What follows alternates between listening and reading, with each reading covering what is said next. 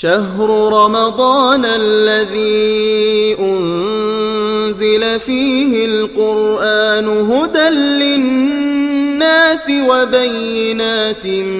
من الهدى والفرقان. بسم الله الرحمن الرحيم.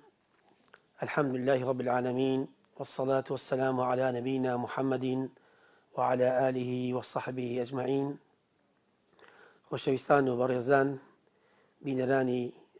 کەناڵی ئامۆژگاری، سەلام و ڕەحمەتی خواتان لێ بێت. باسی بابەتێکتان بۆ دەکەین، ئەوشکەوە لەژێر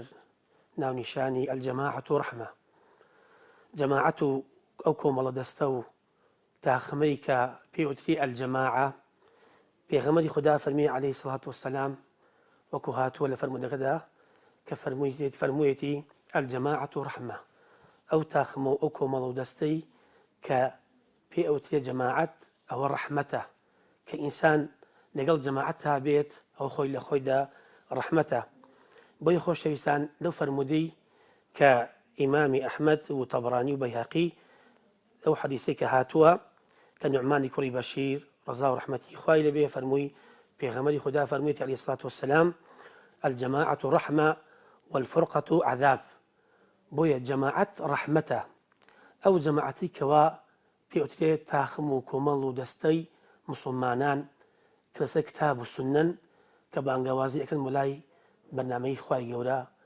بۆیە پێوتری ئەلجەماعەت و ڕەحمە، ئەو جەماعەتە ڕەحمەتن، ڕەحمەتیان بۆ دێت. و هەروەها فرقە والفرقة عذاب، فرقە و جیاوازی و تاکتاکێتی خۆی لە خۆیدا ئەوە عذابە و هەروەها غەزەبی خوایان بەسەرەوەتە. بۆیە بەڕێزان خودای گەورە دەفەرمێت لە قورئانی پیرۆزدا ولا يزالون مختلفين إلا من رحم ربك. بەڵێ بەردەوام کە هاتو اختلاف دروست بوو، دووبەرەکی دروست بوو، هەر کەسێک و کەوا لە نێوانیدا بۆ دووبەرەکی و جیاوازی ئەو خۆی لە خۆیدا غەزەبی خوایان بەسەردا حەڵاڵ دەکەن. إلا من رحم ربك، إلا ئەوەی کە خوای گەورە ڕەحمی پێی کردی بێت. بۆیە بەڕێزان ابن عباس ڕەزا و ڕەحمەتی خوای لێبێ دەفەرمێت وەکو تعلیقی لەسەر ئەم ئایەتە لە شەرحی ئەم ئایەتە پیرۆزە کە دەفەرمێت هما فەریقان، ئەمە خۆیان دوو بەشن، دوو فەریقن. یەکێکیان ئەوەیە يرحم فلا يختلف، کە ڕەحمیان پێکراوە، ئەوانەی کە ڕەحمیان پێکراوە اختلافیان بۆ دروست نەبووە، بەڵام ئەوەشی کەوا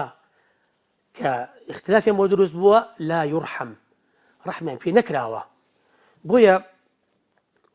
خودای گەورە دەفەرمێت لە قورئانی پیرۆزدا سابقوا إلى مغفرة من ربكم وجنة. بۆیە سابقوا واوی جەماعەت هاتووە، سابقوا إلى مغفرة من ربكم وجنة. بۆیە ولو كنت فردا، ئەگەر کەسێک تاک بێت، ئەگەر بە تاکی بەهاتایە لەگەڵ چێدا پێشبڕکێ بکات؟ پێشبڕکێ لەگەڵ چێدا دەکرێت؟ ئایا بەتەنیا نەخێر. وسابقوا، بۆیە پێشبڕکێ لەگەڵ جەماعەت دەکرێت. ئینسان لەگەڵ چێ سباقات بکە؟ لەگەڵ چێدا پێشبڕکێ بکات؟ کەس لەگەڵی نەبێت، کەسێ نەبێت ئیلا بێت جەماعەتێک هەبێکەوە لە نێوانیاندا پێشبڕکێ دروست بێت.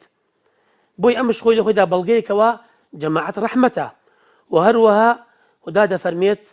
وفي ذلك فليتنافس المتنافسون.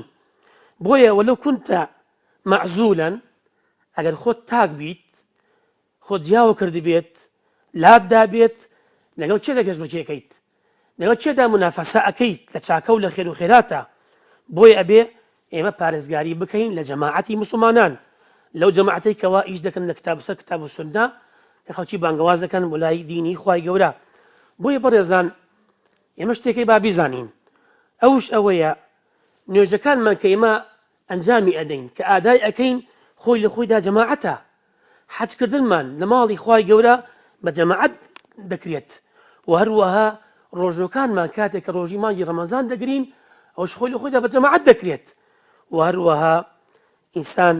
هەموو کاتێکە بێوێت پێشبڕکێ بکات، چاکەی بکە، لەگەڵ جەماعەتە بیکات، ئەو کاتە سەرەکەی زیاتر و عیبادەت ئاسان دەبێتەوە، زیاتر منافەسە و پێشبڕکێ دروست ئەبێت. بويا حتى بيغمري خدا فرميه عليه الصلاة والسلام عليك بجماعة المسلمين وإمامهم بويا لسرتانا لقل جماعتي مسلمان بن ولقل إمامك شيئان بن بيشواكيان أمش بيغمري خدا عليه الصلاة والسلام أمر ما بيدكا لقل جماعتي مسلمان بين بل لقل بيشواكان شانا بين بويا بالجماعة رحمة والفرقة عذاب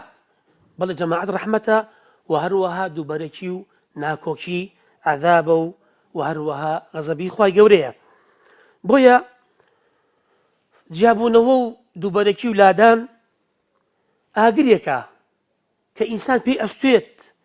و بورکان هائج و بەڵکو بورکانێکەوە هەڵدەقوڵێت بۆ بۆنێکەکەوە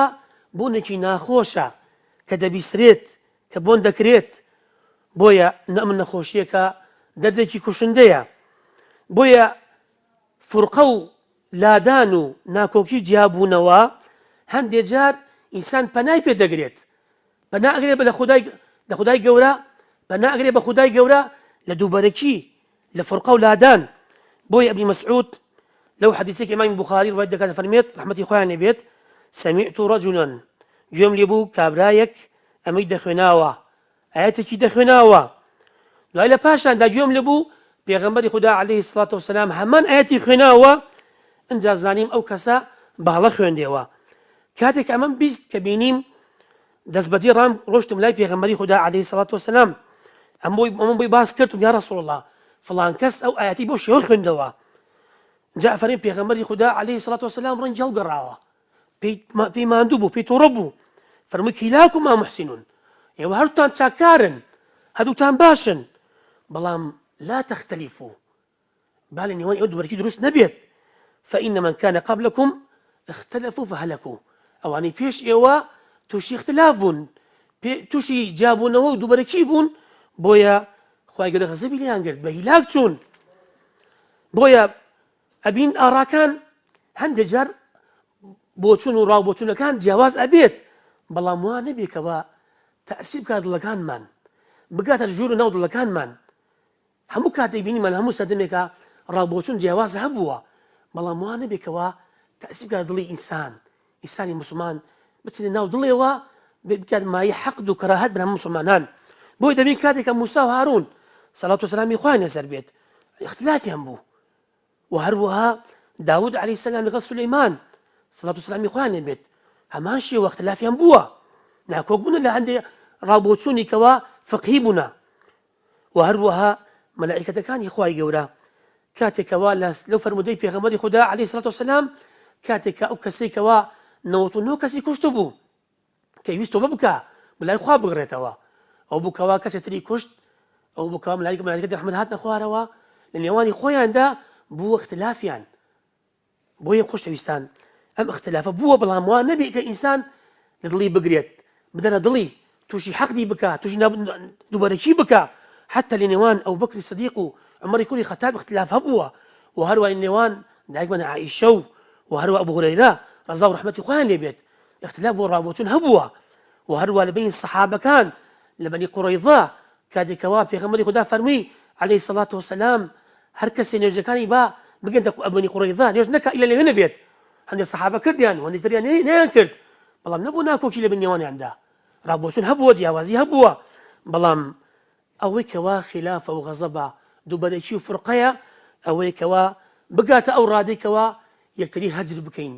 واز لێکتری بێنین جنێ و بێکتری بدەین واز لێکتری بێنین و کەوا دووبەرەکی نێواندا دروست بێت تعدادێک بکەین بە هەر شێوەیەک بێت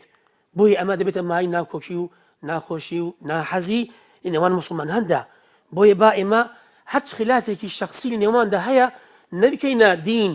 بەسەرێکدا بکەینە مزایدە یەکتری و بەسەرێکدا بڵێن تۆ وایت و تۆ منحەریفیت و جنێ بە کەسە بدەیت با کەسێکش لەگەڵماندا ڕاوبۆچوونی جیاواز بێت باسیمان فراوان بێت دڵمان فراوان بێت با کەسێ نەبین کەوا